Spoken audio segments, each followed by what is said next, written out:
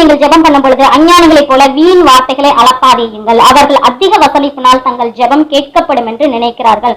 அவர்களைப் போல நீங்கள் செய்யாதிருங்கள். உங்கள் பிதாவை நோக்கி நீங்கள் வேண்டிக் கொள்கிறதற்கு முன்னமே உங்களுக்கு இன்னது தேவை என்று அவர் அறிந்திருக்கிறார். இப்படி சொல்லிட்டு தான் அந்த பரமண்டல ஜெபத்தையே தேவன் துவக்குகிறார். அப்படின்னா என்ன அர்த்தம்?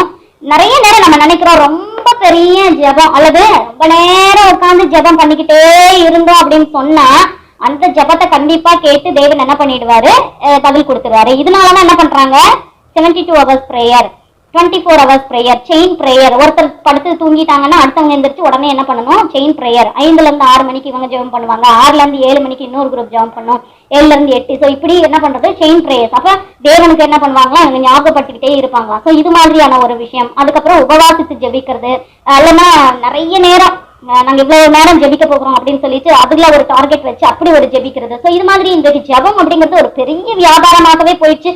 எப்படி ஜெபிக்கிறது அப்படிங்கறதே ஒண்ணுமே தெரியவே இல்லை. ஸோ இந்த தேவன் சொல்கிற விஷயத்த பாருங்க, நீண்ட நேரம் நீ ஜெபிக்கிறதுனால நான் கேட்டுருவேன், நான் பதில் கொடுத்துருவேன் அப்படின்னு சொல்லிட்டு நீங்க யோசிக்க கூடாது. அதற்கு பதிலாக நீ உன்னை முதல்ல ப்ரிப்பேர் பண்ணு. நீ ஃபர்ஸ்ட் தகுதி உள்ள நபராக இரு. நீ தகுதி உள்ள நபர்னு சொன்னா நீ கேட்கிற கோரிக்கைகள் உனக்கு கண்டிப்பாக கிடைக்கும்.